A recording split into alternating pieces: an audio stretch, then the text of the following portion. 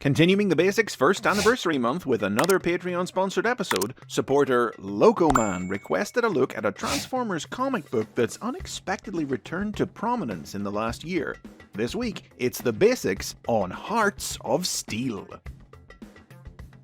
Hearts of Steel was a 4-issue comic book miniseries released by IDW Publishing in 2006.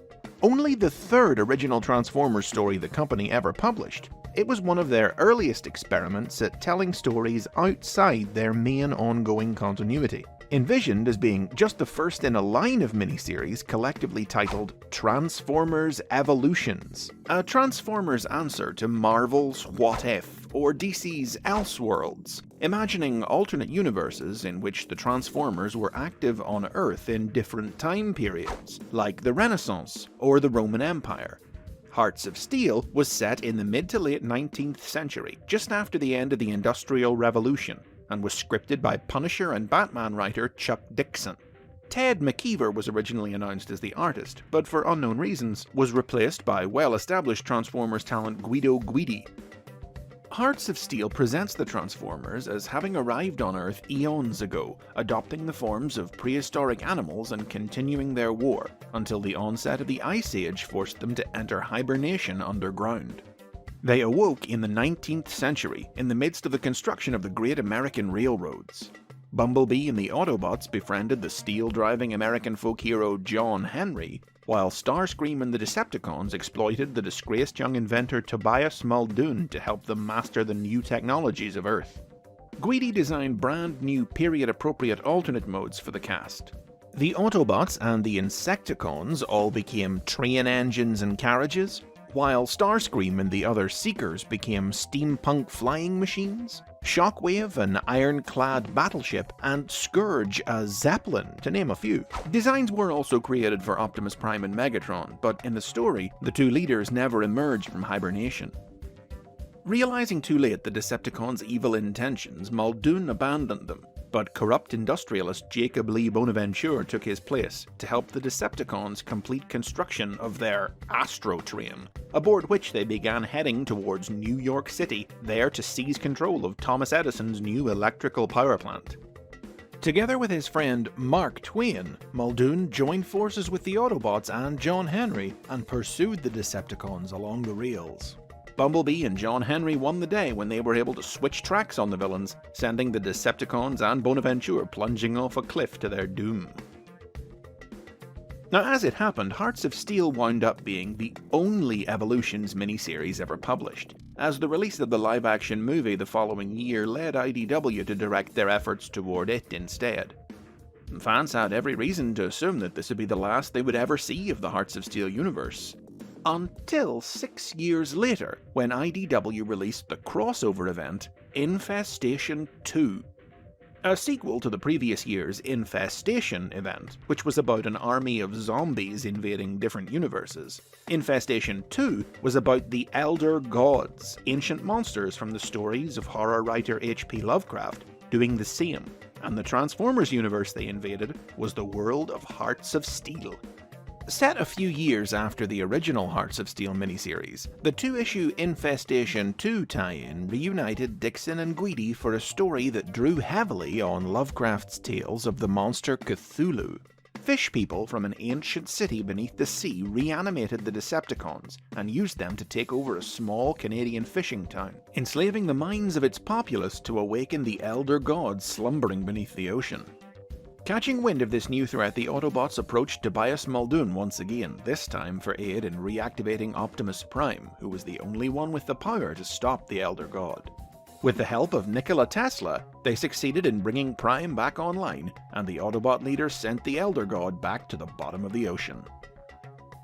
And again, it seemed like that would be the end for the Hearts of Steel world, but it turned out IDW weren't done with quirky crossovers just yet. 2 years later, the 2014 crossover event, X-Files Conspiracy, followed the trio of conspiracy theorists known as the Lone Gunmen, as they attempted to prevent the outbreak of an alien virus. Their mission brought them into contact with the Ghostbusters and the Teenage Mutant Ninja Turtles, but it was when they crossed paths with Optimus Prime and Bumblebee that the whole story was unexpectedly revealed to be taking place in the present day of the Hearts of Steel universe. Working with the two Autobots, the gunman rescued Ratchet from Skylogic Systems, who had captured him and studied his Cybertronian technobiology to engineer the virus. An X-Files crossover of all things seemed about as strange as IDW's use of Hearts of Steel could possibly get, so what happened next nobody could have predicted. In the 2017 series, Revolutionaries, writer John Barber decided to alter history and revealed that, in fact, Hearts of Steel had taken place in the mainstream IDW universe. Now, this was technically impossible, since the Transformers featured in the series weren't on Earth at that point in IDW history. But with Guido Guidi returning to help tell the story, the truth was told. The characters that we had thought were Bumblebee, Optimus Prime, and all the other famous faces of Generation 1 were, in fact, merely similar-looking Transformers from the Cybertronian colony planet Eucharis. They had crashed on Earth thousands of years ago when their ship was shot down by the Decepticon Shockwave. Their memories were damaged in the crash, and they were reprogrammed by Shockwave to think that they were Optimus Prime, Bumblebee, and the rest, so that the Decepticon scientist could use them to play out the Cybertronian War in miniature on Ice Age Earth as a kind of test model for him to study. The Hearts of Steel version of Optimus Prime, for instance, was really named Domitius Major, while Bumblebee was actually Centurion.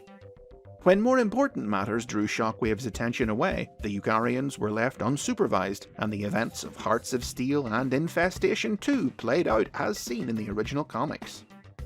The X-Files story was not part of mainstream IDW continuity.